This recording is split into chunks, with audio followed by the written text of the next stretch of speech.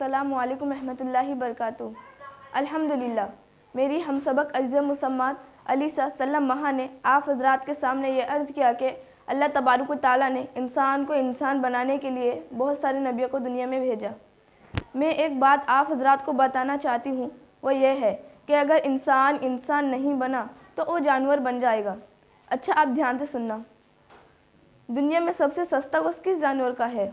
आप लोग मेरे से ज़्यादा दुनिया देखे हो, बताओ बताओ।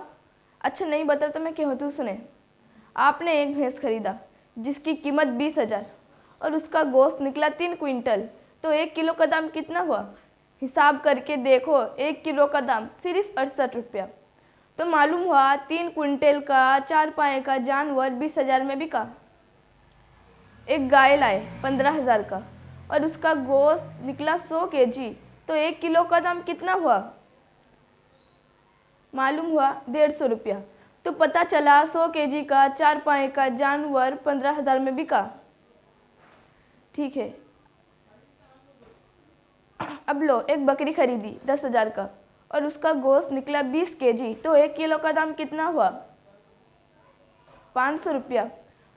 तो मालूम हुआ 20 kg का 4 पाए का जानवर 10,000 में बिका। अब आप हजरात बैठे बैठे दिल में ख्याल करो कि दुनिया में सबसे सस्ता गोश्त किस जानवर का है। तो अब आप हजरात को और आगे लेकर चलती हूँ।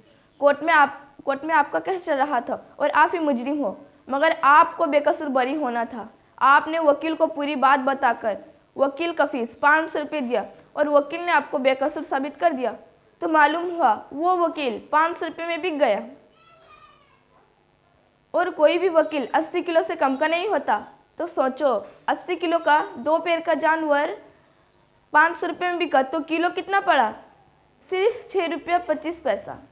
और आगे लेकर चलती हूँ, आप ध्यान से सुनते जाओ।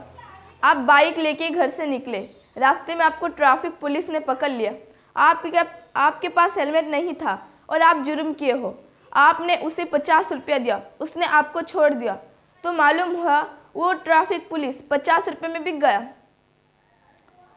एक बात याद रखना, कोई भी ट्रैफिक पुलिस 100 किलो से कम का नहीं होता।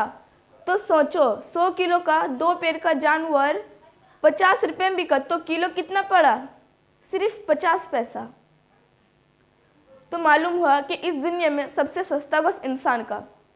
इस इंसान को कीमती बनाने के लिए अल्लाह ने कमोबेश 1,24,000 नबियों को दुनिया में भेजा कि ये इंसान अगर अपनी असली नेहज पर आ गया तो उसकी कीमत इतनी बढ़ जाएगी कि एक भी बंदा ला इलाहा इल्लल्लाहु कहने वाला होगा, क़यामत नहीं आएगी।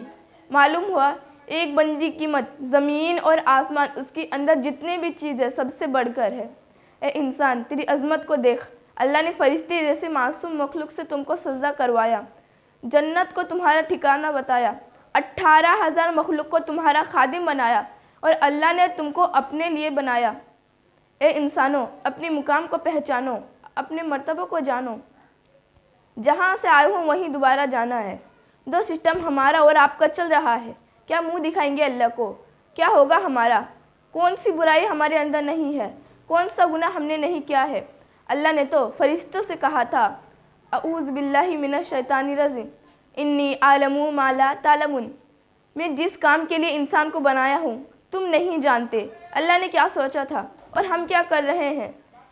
मेरी माँ और बहनों, अभी भी वक्त है। सुबह का भूला हुआ अगर शाम को लौटाए तो उसे भूला हुआ नहीं कहते। आज दुनिया में इंसान बनने की मेहनत छूटी तो जानवर की कीमत बढ़ गई। जंगल का शेर मारो तो इतना सज़ा होगा, जंगल का मोर मारो तो इतना सज़ा होगा, जंगली परिंदा मारो तो इतना सज़ा होगा। हर एक जानवर की हिफाजत के लिए चिड़ियाघर बनाया गया, मगर इंसान की हिफाजत के लिए कोई इंतज़ाम नहीं। इमाम को मारो, मौलवी को मारो, पंडित को मारो, पुजारी को मारो, कोई सज़ा नहीं। मेरी माँ और बहनों, अभी भी वक्त है। अपने बच्चों को इंसान बनाओ ताकि वो आगे जाके फ़र्क कर सके, माँ बाप में, बीवी बच्चों में फ़र्क कर सके। अल्लाह ताला हम तमाम को इन बातों पर अमल करने की तौफीक अता फरमाए। आमीन। अरे जोर से कह दो आमीन। इन मुख्तसर कलाम के बाद मैं अपनी बात को यहीं ख़त्म करती हूँ। वमा अलैना इल्लल बलाग। अमल से बनती है ज़िंदगी, अमल से बनती है ज़िंदगी, अमल से बनती है ज़िंदगी, जन्नत भी जहन्नम भी। अमल से बनती है ज़िंदगी, जन्नत भी जहन्नम भी।